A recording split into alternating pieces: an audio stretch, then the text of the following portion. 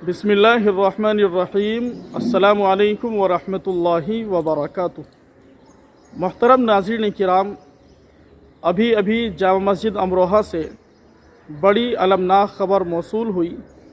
जामा मस्जिद अमरोहा के मोहतमिम हज़रत मौलाना सैयद तारिक हसन साहब तवील अलालत के बाद इंतकाल फरमा गए। इन्ना लिल्लाहि व इन्ना इलैहि राजिऊन।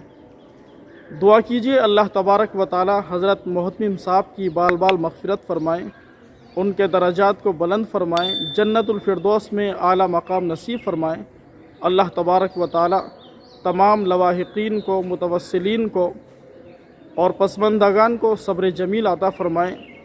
हज़रत मोहतमिम साहब बड़े ही खुश अखलाक इंसान थे और सिफ़त तक़वा से उनकी ज़िंदगी मुत्तसिफ़ थी।